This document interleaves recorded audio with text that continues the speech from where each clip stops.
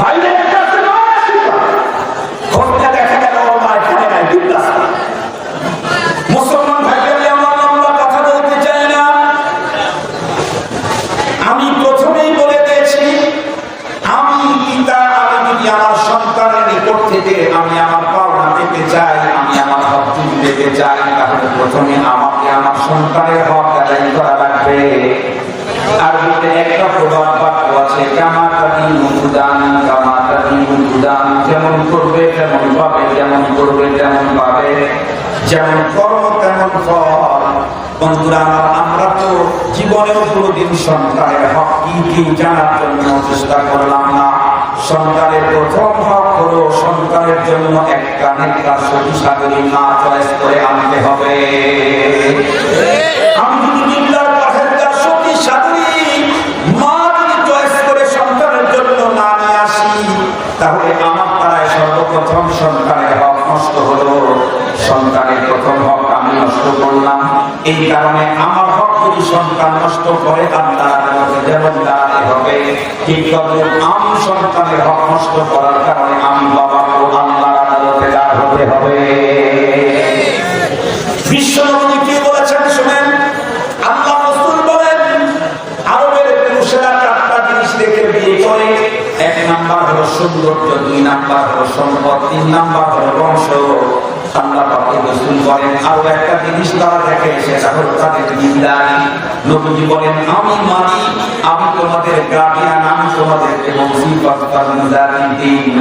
দিনের বিষয়টা তোমরা কমন রাখো। যে কোনো নারীকে চয়েস করতে গেলে প্রথমে দেখবা দিন আছে কিনা। যদি দিনও আছে, সৌন্দর্য আছে, তাহলে আলহামদুলিল্লাহ। দিনও আছে, সৌন্দর্য আছে, সম্পদ আছে, তাহলে তোমরা আলহামদুলিল্লাহ। দিনও আছে, সৌন্দর্য আছে, সম্পদ আছে, এরপরে বংশটাও অত্যন্ত উন্নত মানের, তাহলে কোনো নাগানো। তবে মনে রেখো, সবই আছে, শুধু দিন নাই। এই জাতীয় নারীকে কখনো চয়েস করতে দেও না।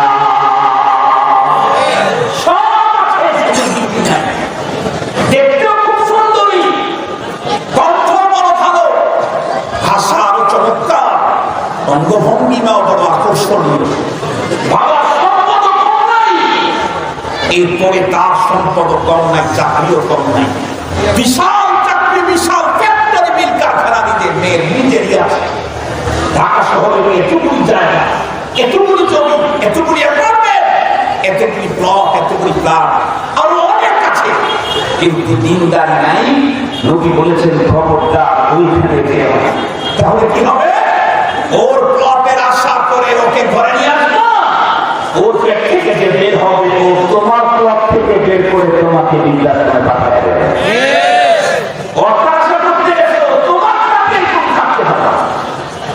তোমার প্লটে তুমি থাকতে পারবে না। সন্তানের প্রথম এখন আমরা যারা আমার মতো যারা আছে, তারা তো এই হকটা আদায় করার চান্স নাই। আপনি নাকি কথা বলেন নাকি? এখন অনেকেরই তবুর কথা শোনার পরে মনে মনে আসছে, হায় সুবহানাল্লাহ, হুজুর এত পরে কেন এই ওয়াজ করলেন?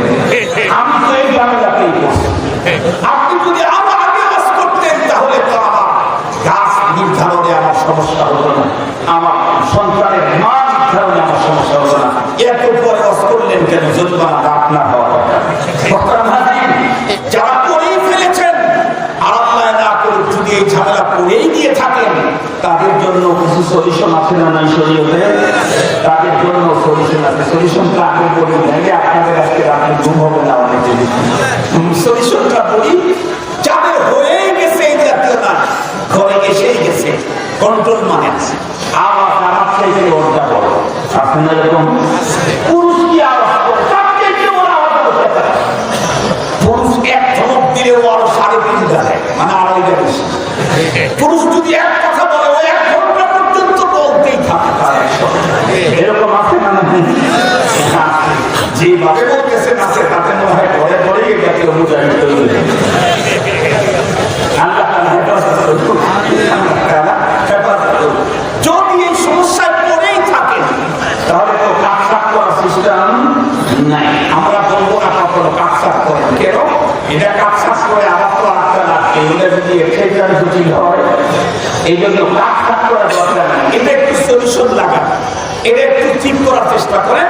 ঠিক করতে চাইলে কয়েকটা পদ্ধতি আছে, তার ভিতরে এক নম্বরের পদ্ধতি হলো বাসাতে কন্টিনিউ কিতাব তালিম চালু করে দেন।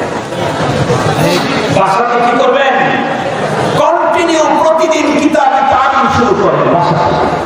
কোন কিতাব তালিম করবেন এটা আবার আলেমদের কাছ থেকে জেনে নেবেন, কারণ বাজারে হুজুরেরও শেষ নাই, কিতাবেরও শেষ নাই। কত রঙের কত ঢঙ্গের হুজুর, কোন কোন হুজুর বক্তৃতা মঞ্চে হাজার মানুষের সামনে টুপি নিয়ে টেনে টেনে ছেড়ে ফেলে মানুষকে দিয়ে ছিঁড়ে ফেলে দিয়ে এর জন্য আবার পুরস্কার দেয়। এই জাতীয় হুজুর আমাদের বাংলাদেশে এখন বর্তমান সময়ের ভিতরে আছে। আরো কত রঙের কি কুসরি কি বিশ্রী কি অশালীন ভাষা, কি অঙ্গ কি ভঙ্গিমা। আজকে তাফসীরুল কোরআন মাহফিলে দেখাবে বিড়ি খাওয়ার ডিজাইন, আর এটাতে আবার যুবক খুব বেশি প্লিজ। ওই হুজুর যদি 90,000 চায় অসুবিধা নেই, আমরা দেব। কেন তা জানেন? কারণ মাহফিলের মনে কিছু নিয়ে না, কথা আমাকে বলতেই হবে। কারণ ওর পিছনে ওই সমস্ত ছেলেরা বেশি দৌড়ায় ওই জাতীয়দের পিছনে, যারা আসলে গান বাদ্য বাজনা শুনতে অভ্যস্ত। এখন যেহেতু এটা বন্ধ হয়ে গেছে, সুতরাং কোনো মাহফিলের ভিতরে যদি এই জাতীয় কিছু পাওয়া যায় তাহলে ওদের প্রতি আগ্রহ কিছুটা হলেও ক্ষুধা মিলিত, এই জন্য ওদের প্রতি আগ্রহ বেশি। এরপরে মাহফিলে উঠে যে ভঙ্গিমাটা দেখায়, আলিম ওলামাদের এই আচরণটা কখনোই মানায় না। ওই সমস্ত আচরণের কারণে আজকে বাংলাদেশে স্বরাষ্ট্রমন্ত্রী থেকে শুরু করে আপনাদের ধর্ম প্রতিমন্ত্রী থেকে শুরু করে গোয়েন্দা বিভাগের অনেকের কাছে হেড অফিসে আমাদেরকে অনেক বার যাওয়া লেগেছে। তাদের কাছে যত যা দেখা গেছে সেখানে আমাদের উপরে প্রশ্ন। আমরা কি করে তো 27 বছর 25 বছর ধরে আমি বয়ান করি, আমার বয়ানে কোনোদিন এই জাতীয় কিছু পেয়েছেন? পাননি। এরপর প্রশ্ন আমাদেরকে ওনারা করে, হুজুরে যে এই সিস্টেমে এগুলি কি, এগুলি আপনারা বন্ধ করবেন না? ধর্মপ্রতিমন্ত্রীর সাথেও তো মহোদয়ের সাথে মিটিং হয়েছে অনেকবার, স্বরাষ্ট্রমন্ত্রী মহোদয়ের সাথে, এরপরে গোয়েন্দাদের সাথে, সব জায়গাতে আমরা প্রশ্নবিদ্ধ হই ওই সমস্ত বন্ধুদের কারণে, যারা শ্রোতাদের সাথে আদর রক্ষা করেও কথা বলে, অনেক মুরব্বীর সাথে বেয়াদবির সুলভ আচরণ করে, সিরিয়াস ন্যাংটা পচা শব্দ ব্যবহার করে। এরপরেও মানুষ ওর পিছনে বেশি ভঙ্গি খায়, যুবকেরা করে কেন? ওখানে গেলে একটু বিনোদন পাওয়া যায়। এটা কি বিনোদন কেন্দ্র? এটা কি বিনোদনের জায়গা? বরং দুনিয়াতে অবৈধ বিনোদন যেগুলি আমরা করেছি তার দ্বারা আমার আমল নামা যে ভারী হয়েছে, এই আমল নামাকে নিজের ক্লিন করার জন্য সেখানে এসেছে। এই আমল নামাকে গুনাহের কল্যাণকে হালকা করার জন্য এখানে এসেছে। বক্তারা ভাবি কথাটা একটু ভালো করে বোঝার জন্য চেষ্টা করবেন। আমি বলতেছিলাম কিতাব তালিম, যে কোনো কিতাব দিয়ে তালিম করলে হবে। কিতাব আলেমের কাছ থেকে শুনে নেবেন যে আমরা কোন কিতাবের তালিম আশা করি। বাসায় যদি আপনি কিতাব তালিম চালাইতে পারেন, আমি আপনাদেরকে গ্রান্টি দিয়ে বলতে পারি, আক্তাসিবু আলাল্লাহ বাতিল করে ভরসা রেখে 40 দিন পর্যন্ত তালিম চালান। আপনার ছেলে, আপনার মেয়ে, আপনার স্ত্রী, যারা আপনার কন্ট্রোলের বাইরে এতদিন ঠান্ডা চোখে কথা বলেছে, কথায় কথায় প্রতিবাদ করেছে, মাত্র 40 দিন আমলটা করে দেখেন, ইনশাআল্লাহ কমপক্ষে কথা না মানলেও কথায় কথায় প্রতিবাদের সাহস লাভ করবে। এরপরে যারা কি থাকে ধীরে ধীরে ঠিক হয়ে যাবে। মুসলমান ভাইরা আমার কথা ভালো করে বুঝবেন। আমি যে কিতাব তালিমের কথা বললাম, এটা যে কার্যকরী একটা বিশাল সুন্দর পদক্ষেপ, এই বিষয়টা বোঝানোর জন্য আমি একটা মাত্র ঘটনা আপনাদেরকে শুনাইতে চাই। আমি আগেই বলেছি, আমাদের অনেক ফ্রেন্ড সার্কেল ইংল্যান্ডে থাকে। ইংল্যান্ডের ভিতরে এক মুসলমান তার সন্তানটাকে পড়তে দিয়েছে স্কুলের ভিতরে। সেই দেশের অধিকাংশ মানুষ বন্ধুরা ভিন্ন ধর্মের, এবং সেই দেশের সভ্যতা বন্ধুরা আমার জ্ঞান প্রাণ উলঙ্গ করা, অর্থলঙ্গ করা। এরপরেও এই ছেলেটাকে স্কুলে দিয়েছে, সেই স্কুলের টিচার অধিকাংশরা হলো খ্রিস্টান, ইংরেজ বন্ধুরা আমার টিচাররা একদিন তার স্কুলের সকল ছাত্রদেরকে একত্রিত করে জিজ্ঞাসা করেছিল, তোমরা কে কি হতে চাও? কেউ বলে ডাক্তার হবো, কেউ বলে ইঞ্জিনিয়ার হবো, কেউ বলে প্রকৌশলী হবো, কেউ বলে নেতা হবো, কেউ বলে প্রশাসনের ক্যাডার হবো। এক একজন এক এক কথা বলতে বলতে একটা ছেলেকে যখন জিজ্ঞাসা করছে তুমি কি হতে চাও, ছেলেটি এক সাংঘাতিক শব্দ বলে ফেলেছে। ছেলেটি তখন উত্তর করলো, স্যার আমি কিন্তু সাহাবী হতে চাই। মুসলমান খুব ভালো করে বুঝবেন, ইংল্যান্ড মানে কি মুসলমানদের দেশ? ইংল্যান্ড মানে মুসলমানদের দেশ, ইংল্যান্ড মানে খ্রিস্টানদের দেশ, ইংল্যান্ড মানে কাপড় ছাড়া মানুষের দেশ। সেই দেশের ভিতরে বাস করে একজন মুসলমানের সন্তান যখন তার টিচারকে বলল আমি সাহাবী হতে চাই, টিচাররা তখন অবাক হয়ে গেল ব্যাপারটা নিয়ে। ওই টিচার তখন জিজ্ঞাসা করে, সাহাবী সাহাবী কি জিনিস? সকল বন্ধুরা আমার টিচারদের দিকে তাকায়, বাচ্চাটা বলে সাহাবী কি জিনিস আমি তার ব্যাখ্যা দিতে পারবো না। টিচাররা আবার জিজ্ঞাসা করে, তাহলে তুমি কি হতে চাও বলো? ছেলেকে উত্তর করে, সাহাবী কিন্তু সাহাবী হতে চাই, সাহাবী হবো। আবার জিজ্ঞাসা করলো, সাহাবী কি জিনিস বলো? ছেলে বলে সাহাবী কি জিনিস তার উত্তর দিতে পারবো না, তবে আমি সাহাবী হতে চাই। এক পর্যায়ে সকল টিচারদের মনের ভিতরে আবেগ তৈরি হয়ে গেল যে ছেলেরা কেউ ডাক্তার, কেউ ডক্টর, কেউ প্রকৌশলী, ইঞ্জিনিয়ার হতে চেয়েছে। এগুলি ডিগ্রি তো আমাদের জানা আছে, কিন্তু সাহাবী হতে চাইলো এটা কোন ডিগ্রি তার ব্যাখ্যা দিতে পারে না, কিন্তু সাহাবী হতে চায়। এই ডিগ্রি কি জিনিস, কোন দেশে অর্জন করা যায় এটাও তো একটু আমাদের জানা দরকার। টিচাররা তখন মুসলিম সন্তানকে ডেকে বললো, বাবা তুমি বাসায় গিয়ে তোমার বাবাকে বলবা আগামীকাল আসরের পরে তোমাদের বাসায় আমরা চা খাওয়ার জন্য যাব। মুসলিম ছেলেটি বাসায় গিয়ে তার আব্বাকে বলতে, আব্বু আমার স্কুলের সবগুলি টিচার আমাদের বাসায় চা খাওয়ার জন্য আসবেন। বাবা জিজ্ঞাসা করলো, কেন হঠাৎ করে এই প্রোগ্রাম? বলে কিছু বলতে পারি না, স্যারেরা বলছেন আসবেন তাই বললাম। বন্ধুরা আমার মুসলমান অভিভাবক চিন্তা করলেন সন্তানের টিচারে আসবে, ভালো বন্ধু আমার সুন্দর করে তাদের জন্য চা পাকের ব্যবস্থা করলেন। এক পর্যায়ে দেখতে দেখতে সঠিক সময় বন্ধুরা আমার সন্তানের টিচাররা বাসায় যেতে বললো, তাদেরকে সুন্দর করে বসতে দিয়ে তাদের জন্য খাবার নাস্তা সরবরাহ করলেন। নাস্তা খাওয়ার আগে টিচার বলি বন্ধুরা আমার অভিভাবককে ডেকে বলে, ভাই গতকালকে আমরা ছাত্রদেরকে একত্রিত করে কে কি হতে চায় তাদেরকে কি প্ল্যান এগুলো জিজ্ঞাসা করতেছিলাম। সকল ছেলেরা কেউ এই ডাক্তার হতে চাইছে, কেউ ডক্টর, কেউ ইঞ্জিনিয়ার, কেউ লেফটেন্যান্ট, কর্নেল, জেনারেল, কেউ অন্য কিছু। কিন্তু আপনার সন্তানকে জিজ্ঞাসা করলে সে একটা কথা বললো, সে সাহাবী হতে চায়। আমরা জিজ্ঞাসা করলাম সাহাবী কোন ডিগ্রি, কোন জিনিস, তার ব্যাখ্যা দাও। সে কোনভাবে ব্যাখ্যা দিতে পারলো না। আমরা মূলত এসেছি সাহাবী আবার পৃথিবীর ভিতরে নতুন কোন ডিগ্রির নাম? আমরা জানতে এসেছি সাহাবী দুনিয়ার ভিতরে নতুন কোন ডিগ্রির নাম? যে ডিগ্রি অর্জন করার জন্য আপনার ছেলেকে 5 বার প্রশ্ন করলে একই উত্তর দিল। এই কথা শুনতে মুসলিম অভিভাবকের দুই চোখ থেকে আবেগের বন্ধুরা আমার পানি চলে এলো। মুসলিম অভিভাবক চোখের পানি ছেড়ে দিয়ে উত্তর করে, ভাই যদি আমার সন্তানকে আপনাদের স্কুলে পড়তে দিয়েছি, কিন্তু মনে রাখবেন আমরা কিন্তু মুসলিম পরিবার। এই কথা বলতে টিচাররা বলে, অসুবিধা নাই, আপনার সন্তান একাই মুসলিম পরিবারের সন্তান না, বরং আমার স্কুলের ভিতরে শত শত মুসলিম পরিবারের সন্তান আছে, কিন্তু তারা কেউ ডাক্তার, কেউ ডক্টর, কেউ ইঞ্জিনিয়ার, কেউ লেফটেন্যান্ট, কর্নেল, জেনারেল হতে চেয়েছে। আপনার সন্তান শুরুতে কিন্তু একটা ডিগ্রির কথা বলেছে, সেটা হলো সাহাবী। আমি জানতে চাই সাহাবী কোন ডিগ্রির নাম? উনি তখন উত্তর করলেন, ভাই সাহাবী এটা কোন ডিগ্রির নাম না। সাহাবী হলো এই পৃথিবীর ভিতরে যত মানুষ আল্লাহ পাক রব্বুল আলামিন তৈরি করেছিলেন, এর ভিতরে নবী এবং রাসূলগণের পরে দুনিয়ার সবচেয়ে শ্রেষ্ঠ মানুষের জামাতের নাম হলো সাহাবী। মুসলমান ভাইরা আমার, এই কথা বলার পরে টিচাররা তখন ডেকে বলে, ও মাই গড, এরা আপনি কি বললেন?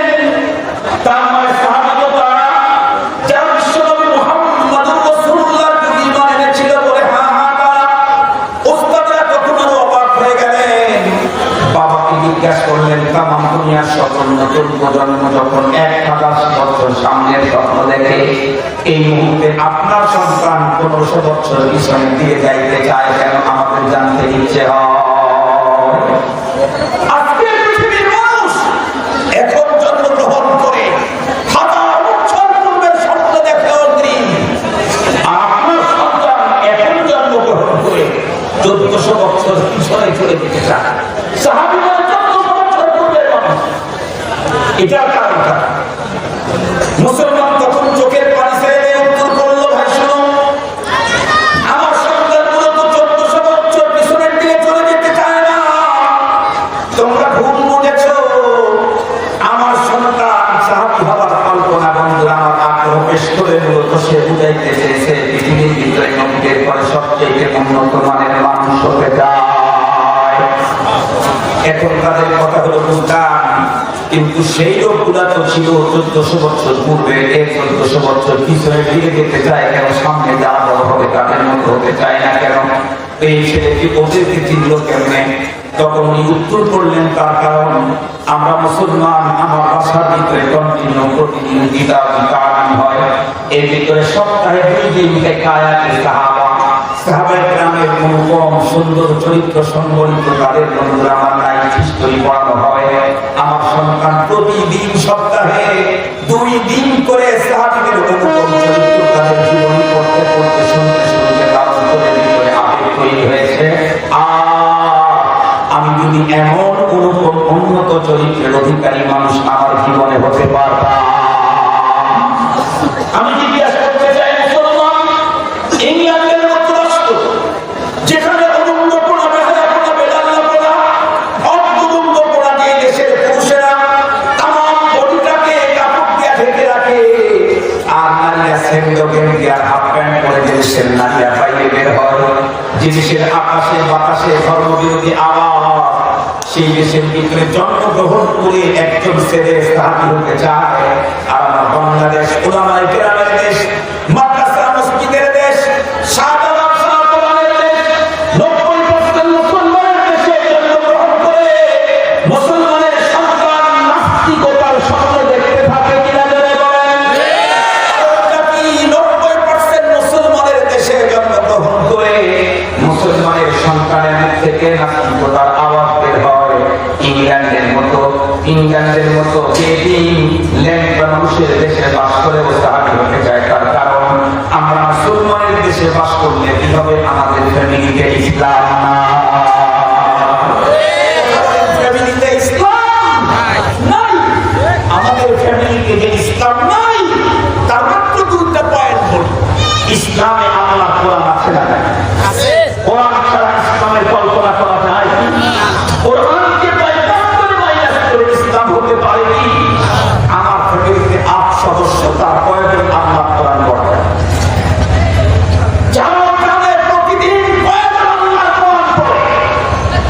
নামাজ কি সপ্তাহে 1 দিন না প্রতিদিন 5 বার? সুন্নত না নফল না ফরজ? কথা বলেন না কেন? ইসলাম না ইসলাম? নামাজ ইসলাম না শুধু আসসালাতু ইমানুদ্দিন? নবীজি বলেছেন নামাজ হলো ঈমানের ঈমান খুঁটি, মান আকামাহা ফাকাদ আকামা দ্বীন ওয়া মান হাদামাহা ফাকাদ হাদামা দ্বীন। যে নামাজ কায়েম করলো সে দ্বীনকেই কায়েম করলো, যে নামাজ নষ্ট করলো সে দ্বীনকেই ভেঙে চুরে শেষ করে দিল। আমার ফ্যামিলিতে 8 সদস্য, সবার উপরে নামাজ ফরজ, কন্টিনিউ 5 ওয়াক্ত নামাজ আমার ফ্যামিলির প্রয়োজন। কথা বলেন না কেন?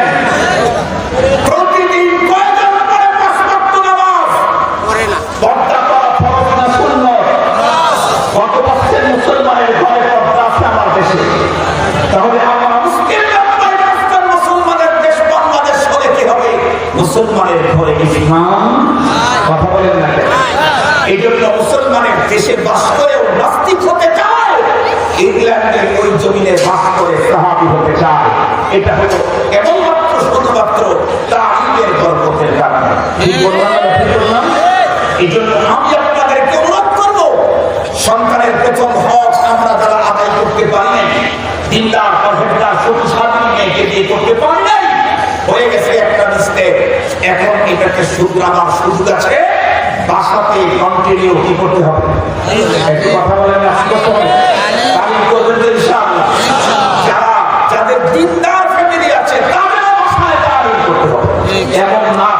প্রশ্বাস সেই শুধু তালিম করবে না, 100% মুসলমানের ঘরে আজকে তালিম চালাইতে হবে। কেন? রাস্তার পরিবেশ দূষিত, স্কুলের পরিবেশ দূষিত, বাজারের পরিবেশ দূষিত, কলেজের পরিবেশ দূষিত, ভার্সিটির পরিবেশ দূষিত, বাইরের খেলার ফিল্ডের পরিবেশ দূষিত, এমনকি পর্যটন এরিয়ার পরিবেশটাও দূষিত। আজকে মানুষ ঘুরতে গেলে সেখানে পরিবেশ দূষিত, পার্কের পরিবেশ দূষিত, রাস্তার পরিবেশ দূষিত, বাজারের মার্কেটের পরিবেশ দূষিত। এত দূষিত পরিবারে আমার সন্তানকে সেফ রাখতে চাইলে কন্টিনিউ কিতাব তালিমের ভ্যাকসিন লাগাতে হবে। ভ্যাকসিন সকালবেলায় প্রায় কাপড় কিরাও এবং দৈনিক কমপক্ষে 10 থেকে 15 মিনিট 20 মিনিট একটা সময় সব সদস্য একত্রিত হয়ে কিতাব তালিম শুরু করবে। ইনশাআল্লাহ দেখবেন ঘরের অশান্তি ধীরে ধীরে দূর হয়ে যায়। আল্লাহ তৌফিক দান করুন। এটা তো একটা হক বললাম, কিন্তু 12:30 বাজতে এখন নিয়ে আসতে ভালো হবে। হ্যাঁ, আর একটা হকের কথা আপনাদের মধ্যে বলি। দ্বিতীয় নাম্বার একটা হক, মানে হক তো অনেক আছে, তার ভিতরে একটা নবীজি বলেন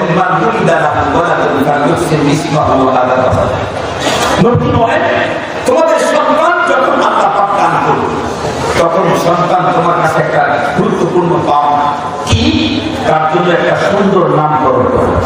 কথা বলে কি নাম? সুন্দর নাম। এটা সন্তান বাবার কাছে পায়, সন্তান একটা সুন্দর নাম মায়ের কাছে পায়। মা আর বাবাকে একটা সুন্দর নামকরণ করতেই হবে সন্তানের, এটা সন্তানের পাপ। আমাদের দেশের সুন্দর নাম কি? রিয়া, রুফে, রন, জন। কথা বলেন রকি, পাখি, এগুলি হলো আমাদের দেশের নাম। মেয়েদের নাম ইতি, ইতি, ইতি, প্রীতি, প্রিয়তমা, তমা, এই জাতীয় হলো মেয়েদের নাম। এগুলি কোন মুসলমানের নাম। মনে রাখবেন নামের প্রতিক্রিয়া, কথা বলে নামের প্রভাব, নামের প্রতিক্রিয়া আছে। এর সঙ্গে অনেক ঘটনা আছে। আমি একটা ঘটনা আপনাদেরকে শুনাই। নামকরণের ভুল হলে সন্তানের কত লস হয়। হাকিমুল উম্মত মুজাদ্দিদুল মিল্লাত শাহ আশরাফ আলী থানভী রাহমাতুল্লাহি আলাইহি 10 মিনিটের ভিতরে নেশার জন্য বলছেন। থানভী রাহমাতুল্লাহি আলাইহি লিখছেন, ইন্ডিয়াতে এক জমিদার বড় লোক, উনি একটা সফর করলেন। তখন তো প্রাইভেট গাড়ি নিয়ে আবিষ্কার হয়। তখন মানুষ সফর করার জন্য সবচেয়ে উন্নত যান ছিল ট্রেন। উনি ট্রেনের টিকিট করেছেন, উনি ফার্স্ট ক্লাসের টিকিট করছেন। চাকর একটা সাথে নিয়ে দেওয়ার সিদ্ধান্ত নিলেন। কেন? লাগেজ ট্যাগেজ বহন করতে হবে না, ক্যারি করতে হবে না, জায়গায় নিতে হবে। উনি কেন নিলেন? এই জন্য একটা চাকরকে সাথে নিলেন। কিন্তু সিদ্ধান্ত নিলেন ফার্স্ট ক্লাসের টিকিটের অনেক দাম, এই জন্য ওনার জন্য ফার্স্ট ক্লাসের টিকিট করলেন আর চাকরের জন্য ফার্স্ট ক্লাসের একটা টিকিট করলেন। করার পরে ওই চাকরকে দিয়ে তার লাগেজ ট্যাগেজ তার কম্পার্টমেন্টে উঠানোর পর ধরে কিন্তু নিয়ে আসছে আমার লাগেজ ব্যাগেজ বহন করার জন্য। শুধু বোমা আসলে কিছু বিষয় আপনারা দেখবেন যাদের টাকা অনেক তাদের ঘুম কম, আর যাদের টাকা কম তাদের ঘুম বেশি। ঠিক বললাম না? ঠিক বললাম। ভ্যান চালক দেখবেন দুপুরে ট্রেনে প্যাসেঞ্জার নাই, ভ্যানের ভিতরে পুরো করে শোয়া টাকা খালি একটু কাজ হয়েছে, 2 মিনিট পরেই দেখবেন টাকাটা নিয়ে উঠে তাকে কাজ সিরিয়াস নাম রাখতেছে। তার মানে 100% ডুবে গেছে। কিন্তু বড় লোক অনেকে এমন আছে প্রতিদিন ঘুমের জন্য 3000 টাকা ট্যাবলেট খেতে পারে। এরপরে যদি কোনো মশলা অ্যাক্সিডেন্ট করে ভিতরে ঢুকে বড় লোকের কানের কাছ থেকে আসতে যদি শুধু মা বলে একবার ডাক খেলে, তাহলে ওনার ঘুম পড়া ছেড়ে চলে গেছে। 6000 টাকা ট্যাবলেট খেয়ে আজকে রাত্রে আর ঘুম হবে। এরকম লোক আছে না? আমাদের কাছে কত মানুষ আমি তো ওদের জন্য আসে ঘুম হয় না, কত মানুষ সার্ফের জন্য আসে ঘুম হয় না। আলহামদুলিল্লাহ আল্লাহ আমাকে এই নিয়ামত দান করেছেন। গাড়ির ভিতরে শুধু গিয়ে বসবো, শোয়ার দরকার নাই, খালি বসতে দিবেন 3 মিনিট, দেখবেন যাবে না এত ঘুম আল্লাহ দিয়েছে। তো আল্লাহ বান্দা বলছে পরে করে আর নাই তোরে কিন্তু নিয়ে আসতে আমার লাগেজ ব্যাগেজ বহন করার জন্য শুনে আমি গেলাম, তুই আবার রাস্তায় কোথাও নেমে গেছিস। ঠিক আছে, দুইজন দু জায়গায় এসে সদায় পাকের পায়খানা, অল্প কিছু দূর যেতে না যেতে জমিদারের পাকটা পায়খানা বমি শিখে গেছে। পায়খানা সিরিয়াস, ট্রেনের লোকেরা চিন্তা করলেন যেভাবে পাতলা পায়খানা বমি করছে তাতে এই লোকটা যে পর্যন্ত যাবে মৃত্যুতে যাবে, এর ভিতরে পানি শূন্যতার লোকটা মারা যাবে। মুসলমানরা চিন্তা করলো অর্থের এই লোকটাকে পাশের সামনে একটি স্টেশনে নামায় দিয়ে ওইখানে দু চারজন দেখতে তাকে চিকিৎসা দিয়ে লোকটা বেঁচে দিতে পারে। খুব ভালো করে বুঝবেন মুসলমান, হাকিমুল উম্মত মুজাদ্দিদুল মিল্লাত শাহ আশরাফ আলী থানভী রাহমাতুল্লাহ আলাইহি লেখেন, এক পর্যায়ে ট্রেনের লোকজন তাকে সামনের একটা স্টেশনের ভিতরে নামায় দিল। ওই স্টেশনের ভিতরে যে লোকগুলি যাওয়ার জন্য আসলো তারা ট্রেনে দিল। ট্রেন যখন চলে গেল তারা চলে গেল, যারা এখানে নামছে তারা গন্তব্যের দিকে রওনা করলো। দেখতে দেখতে অল্প সময়ের ভিতরে পুরো স্টেশনের প্ল্যাটফর্ম খালি হয়ে গেল। ইন্ডিয়ার ওই এলাকাটা ছিল হিন্দু বন্ধুরা অধ্যুষিত এরিয়া। একজন মাত্র পুরী দেখতেছিল ব্যাপারটা কি, পুরা প্ল্যাটফর্মের ভিতরে একজন মানুষ নাই, শুধু একজন মানুষ শুয়ে আছে, হাতে হাতে পা পা করে সেখানে আগায় গেল। আগে যাওয়ার পরে দেখতে পারলো একজন মানুষের বড় বন্ধুরা অন্তিম মুহূর্ত চলতেছে, মনে মনে ভাব অন্তরের ভিতরে মায়া হলো লোকটাকে একটু চিকিৎসা দিয়ে দেখি তো বাঁচানো যায় নাকি। কিন্তু তার আগে তার মাথার মধ্যে ঢুকলো আমি যে এই লোকটাকে চিকিৎসা দিয়ে তাকে সুস্থ করবো তার আগে জানা দরকার সে আমার ধর্মের নাকি অন্য ধর্মের। মুসলমান একটা হিন্দু হওয়ার কারণে তার মাথার মধ্যে এটা ঢুকছে, মুসলমান হইলে তার মাথার মধ্যে এটা ঢোকার কোনো সুযোগ নাই। আমার আগে যিনি জয়েন করলেন হুজুরটি স্পষ্টই বলে দিয়েছেন ইসলাম অন্য কোনো মানুষ তো দূরের কথা, ইসলাম পৃথিবীর কোনো পশু পাখির উপরে জুলুম করার অনুমতি দেয় নাই। আপনারা অবশ্যই জানেন গরু জব করে তার কলিজা খাওয়ার অনুমতি আছে, এর হাড্ডি খাওয়ার অনুমতি আছে, চর্বি খাওয়ার অনুমতি আছে, হরিণানি খাওয়ার অনুমতি আছে, মাথা মগজ খাওয়ার অনুমতি আছে। কিন্তু গরু জব করতে গিয়ে কখনো ভোতা তরবারি দিয়ে গরু জব করার অনুমতি না। গরু জব করে তার ভিতরে গোশত হাড্ডি যদি খাই কত অনুমতি, কিন্তু জব করতে গিয়ে গরুকে কষ্ট দিবার অনুমতি তোমার নাই। ইসলাম আর শরীয়ত তো এমন জিনিস, মানুষ কেন জানোয়ারের উপরেও দয়া করার কারণে আল্লাহ পাক রব্বুল আলামিন তাদেরকে জান্নাতের ফয়সালা করে দিয়েছেন। বুখারী শরীফের হাদিস আপনাদের জানা, একজন পতিতা নারী জীবনে ওয়ান টাইম একবার তৃষ্ণার্ত কুকুরকে পানি পান করানোর কারণে আল্লাহ পাক তাকে জান্নাতের ফয়সালা করে দিলেন। তাই কি বোঝা গেল ইসলামের মতো এত উদার, ইসলামের মতো এত উন্নত সেবা পৃথিবীর কোনো মুসলিমের কাছে কখনোই থাকতে পারে না। সেই ইসলামকে জঙ্গি বলে, সেই মুসলিমকে জঙ্গি বলে যারা তাম দুনিয়ার মুসলিমদেরকে অন্যদের থেকে দূরে সরাইতে চায়, ওরা হলো পৃথিবীর সবচেয়ে নিকৃষ্টতম প্রাণী। মুসলমান ভাইরাই আমার, লোকটা যেহেতু হিন্দু আর ধর্মের ভিতরে তো এই ক্ষমতা নাই, এজন্য চিন্তা করলো আমি তো সেবা দেবো, তার আগে জানা দরকার লোকটা হিন্দু না মুসলিম। যদি মুসলিম হয়ে থাকে আমার জাত সম্পর্ক কেন সেবা দেবো? কিন্তু আমার মুসলমান ওই লোকটার উপরের কোনো ডেকোরেশন দেখে যার কোনো গায়ে নাই, হিন্দু না মুসলিম। জিজ্ঞাসা করবো হিন্দু না মুসলিম দেখতে কেমন শোনা যায়? এই জন্য ওই লোকটা বড় বুদ্ধি করে এই হিন্দু মুসলমান ব্যক্তিকে জিজ্ঞাসা করলো ভাই তোমার নাম কি? কারণ ওই হিন্দু পুরি চিন্তা করলো মুসলমানের নামের সঙ্গে হিন্দুর নাম কোনদিন মিলবে না। মুমূর্ষময় ব্যক্তিরা তখন আস্তে করে উত্তর দেয় আব্দুর রহমান, কিন্তু আওয়াজটা বন্ধু আমার পুরীর কান পর্যন্ত যায় না। এক পর্যায়ে পুরী নিজের কানটা মুমূর্ষময় ব্যক্তির মুখের সঙ্গে লাগানোর পরে তার কানে কিন্তু আওয়াজ আমার নাম আব্দুর রহমান। এই কথা শুনতে পুরী নিশ্চিত হয়ে গেল না না আব্দুর রহমান নামে তামাম দুনিয়াতে একজন হিন্দু থাকার কোনো সম্ভাবনা আছে নাকি? কখনোই হতে পারে না। এই কারণে লোকটা তাকে কিছু চিকিৎসা না দিয়ে ওখান থেকে চলে গেল। হাকিমুল উম্মত মুজাদ্দিদুল মিল্লাত শাহ আশরাফ আলী থানভী রাহমাতুল্লাহ আলাইহি লেখেন, অল্প কিছুক্ষণ পরে লোকটা সেখানে মৃত্যু হয়ে গেল, তাকে দেখার কেউ নাই। একজন মানুষের নজরে পড়লো, কাছে গিয়ে দেখলো লোকটা মারা গেছে, আর একজন সেখানে দৌড়ে গেল, আর একজন সেখানে গেল, এভাবে অনেক পরিবর্তন হয়ে গেল। এখন লোকটাকে কি করবে না আমার সঙ্গে পরিচয় নাই। হিন্দুরা একত্রিত হয়ে বললো আমরা চিন্তায় নিয়ে পড়ায় দেবো, হিন্দুরা একত্রিত হয়ে বললো আমরা চিন্তায় নিয়ে পড়ায় দেবো। কিছু মুসলমান তখন বাধা সৃষ্টি করে বললো না না, আল্লাহর পয়গম্বর বলেছেন কুল্লু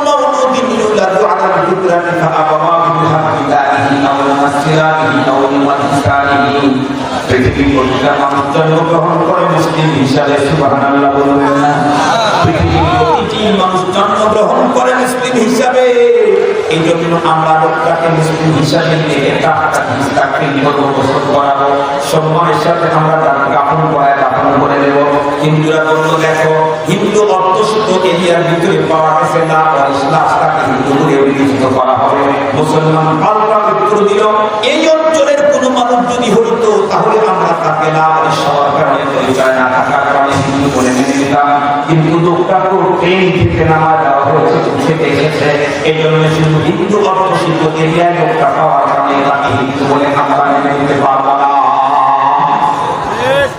গন্ডগোলের এক পর্যায়ে হাতাহাতির পর্যায়ে যখন চলে এলো, ওরা চিন্তায় পড়ায় যেতে চায়, মুসলমান সম্মানের সঙ্গে কাফন পড়ায় কাফন করতে চায়। অবস্থা যখন মেঘগতিক শুরু হয়ে গেল, অবস্থা চলতে চলতে এক পর্যায়ে ওই যে হিন্দু কুড়ির কান পর্যন্ত গেছে। হিন্দু কুড়ি তখন হাঁটি হাঁটি পা দৌড়ে এসে বন্ধুরা আমার গ্রুপের মাঝখানে দাঁড়ায় আমি একটা কথা বলি, হিন্দুদেরকে বলে কারণ তোমরা ছেড়ে দাও, এ লোকটা মুসলিম, ওরা তখন দেখে গেল মুসলিম তুই কেমনে মুসলিম, কিন্তু যখন উত্তর করে লোকটা মৃত্যুর আগ মুহূর্তে সেবা দেওয়া নিয়ে আমি আগাইছিলাম, কিন্তু আমি যখন জানতে পারলাম ও মুসলিম কেমনে জানলি, আমি নাম জিজ্ঞাসা করছিলাম, তখন ও নাম বলেছিল বললাম আব্দুর রহমান। তোমরা হিন্দুরাই বলো তামাম দুনিয়াতে আব্দুর রহমান নামে একজন হিন্দু পাওয়া যাবে নাকি? শেষ পর্যন্ত বন্ধুরা আমার হিন্দুরা ছেড়ে চলে গেল, মুসলমান কাফিরে কাফন পরা দাফন করে দিল। হাকিমুল উম্মত মুজাদ্দিদুল মিল্লাত আশরাফ আলী থানভী রাহমাতুল্লাহ আলাইহি ঘটনা দেখার পরে বলেন এই লোকটার বাবা যদি আল্লাহ প্রদত্ত হক যদি আদায় না করতো, যদি তার সন্তানের নাম যদি আব্দুর রহমান না রেখে বন্ধুরা আমার এই জাতীয় রঞ্জন জন্ম রাখতো, তাহলে এই লোকটা তার নামের কারণে দুনিয়াতে বন্ধুরা আমার চিন্তার আগুনে পোড়া রাখতো কিনা? আজকে কি তার আগুন থেকে মুক্তি পেয়ে গেল শুধুমাত্র কেবলমাত্র ইসলামী সুন্দর একটা নামের কারণে? এই জন্য আমাদের প্রয়োজন বলেন মাকবুলি দাদাহু ওয়ালাদুন ফালইউকসির ইসমাহু ওয়া আদাবাহু ফাইদা আনাবা ফামিনজাবিহু ফাইন্না ওয়ালাম ইউযাবিহু ফাআসাবা ইসমান ফাইন্নামা ইসমুহু আলা আবিহি। এই হাদিসের ভিতরে পয়গম্বর পিতামাতার পরিবার সন্তানের হক কি কি বেশ কয়েকটা হক বর্ণনা করেছেন। আমি তার ভিতরে বন্ধুরা আমার একটা হকের কথা আমি বন্ধুরা আমার কাছ থেকে বর্ণনা করলাম, সেটা হলো আমাদের সন্তান হলে সন্তানের জন্য একটা সুন্দর নামকরণ করতে হবে, এটা সন্তানের পাওনা পিতা মাতার নিকটে। মনে থাকবে তো? আরেকটা হকের কথা বলি যেটা বর্তমান খুব উপেক্ষিত, যে হক থেকে বর্তমান সন্তানদেরকে বেশি বঞ্চিত করা হচ্ছে। এতক্ষণ পর্যন্ত যে হকটি বললাম এটা তো বাবা হক, পরেরটা ভিতরে বাবাও আছে, মা সুন্দর নাম করছে, বাবার বলতে রাখতে হবে, মা কিন্তু এখন একটা হকের কথা বলবো যেটা বাবার হক না, মায়ের হক। সেটা কি? আল্লাহ পাকের কোরআনে তাআলা বলেন আল্লাহু লা ইউযিনা আওলাদাহুন্না হাওলাইনি কামাল। মায়ের হক আসলে একটা মায়ের জিম্মা সন্তানের হক। আল্লাহ পাকের কোরআন বলে ওয়ালিদা যুরদিনা আওলাদাহুন্না হাওলাইনি কামালাইন। জন্মদাতা মা তার সন্তানকে পূর্ণ 2 বছর স্তরে দুধ পান করায়। আমার পেটে যে সন্তান জন্ম দিল, এই সন্তান আমার কাছে পাওনা, আমার বুকের দুধ তাকে খাওয়াতে হবে। কিন্তু আজকে বাংলাদেশের আধুনিক অত্যাধুনিক কিছু মা শুধুমাত্র কেবলমাত্র তার বডির ফিটনেস যাতে প্রবলেম না হয় এই জন্য সন্তানদেরকে দুধ পান, তার বডির ফিটনেস প্রবলেম হয়ে যাবে দুধ খাওয়াইলে, এই জন্য সন্তানদেরকে তার বীর্য পাওনা থেকে বঞ্চিত করে তাদেরকে ফিডার খাওয়ায়। আমি ওই মানুষকে বলতে চাই না, মনে রেখো তুমি আজকে তোমার সন্তানকে তার পাওনা থেকে বঞ্চিত করে ফিডার খাওয়াচ্ছ, তুমি অপেক্ষা করো, তুমি যখন বৃদ্ধা হবে তখন তোমার পাওনা থেকে বঞ্চিত করে তোমাকে বৃদ্ধাশ্রমে তোমার সন্তান ফিডার খাওয়াবে। তোমার সুন্নতের উপরে সেদিন মনে রাখতে হবে, আমাদেরকে মনে রাখতে হবে ও মা, তোমার বুকের ভিতরে যে দুধ এসেছে এটা তোমার হক না সন্তানের হক। যদি বলি কেমনে আমার বুকের দুধ সন্তানের হক কিসে, তাহলে আমি জিজ্ঞাসা করতে চাই আমার মা মেয়ে যেই হোক, এদের 10-12 বছর বয়স হলে তাদের বুক উঠে। যতদিন পর্যন্ত বিয়ে হয় না, বুক ওঠার পরে আর 10 বছর বিয়ে হয় না, এই 10 বছরের টাইমে তার বুকে কি দুধ আসে? আসে। বিয়ে হয়ে গেছে তারপরেও বুকে দুধ আসে না। বুকে দুধ আসে কোন দিন? পেটে বাচ্চা ঢোকে। কথা বলে দেখেন, পেটে বাচ্চা যেদিন আসছে তারপরে তোমার গোডাউন মাস। এতদিন পর্যন্ত রব্বুল আলামিন তোমাকে খালি গোডাউন দিয়ে আসছে, মাল দিয়েছেন, সরবরাহ করেছেন, মানুষের মালিক তুমি। যেদিন এই মাল ভোগ করা মানুষটা তোমার পেটের ভিতরে আসছে সেই দিন। সুতরাং তুমি তো সন্তান ছাড়া 12 বছর তুমি দুধ নিয়েছিলে, তোমার বুকে দুধ আসে নাই। সন্তান তোমার পেটে আসার পরে দুধ আসতো, তার মানে এটা তোমার বুকে থাকবে হক, তোমার না হক হলো সন্তান। প্রথমে থাকবে কি? হক। কোরআন শরীফের ভিতরে আল্লাহ তাআলা বলেন, "ফি আমওয়ালিহিম হাক্কুল লিস-সাইল ওয়াল মাহরুম।"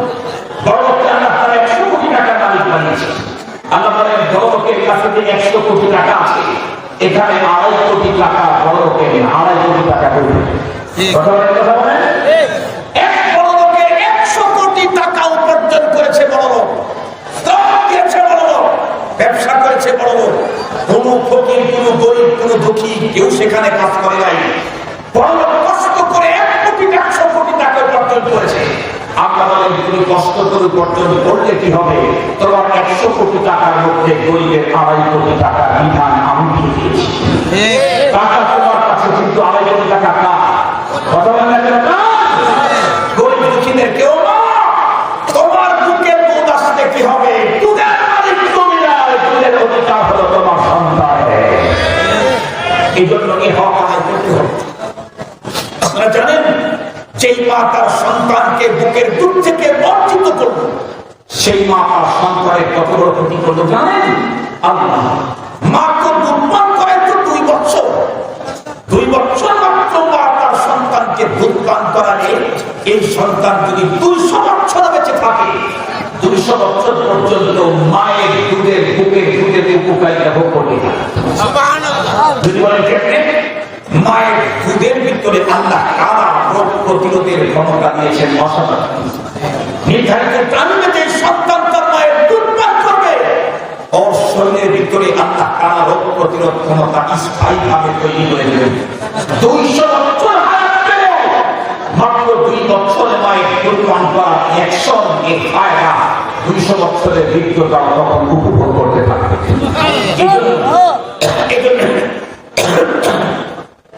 এই জন্য সন্তানদেরকে শুধুমাত্র কেবলমাত্র আমার বডির ফিটনেস প্রবলেম হবে, এজন্য দুধ পান করাবো না, এই কাজটা কখনোই শরীয়ত মেনে নেয়। আমি যদি আমার সন্তানের হক নষ্ট করি, সন্তান আমার হক নষ্ট করবে, এটাই স্বাভাবিক। এরকম মাত্র পর্যন্ত 3টা হকের কথা বললাম, এরকম আরো অনেক হক আছে। উলামায়ে কেরামের কাছ থেকে আপনারা জেনে নেন, সন্তানের হক আদায় করবেন। আল্লাহ পাক আমাদের প্রত্যেককে সন্তানের হক, পিতামাতার হক, উস্তাদের হক, শরীয়তের হক, আল্লাহর হক, রাসূলের হক, সাহাবীদের হক, সকল হক আদায় করার তৌফিক দান করুন।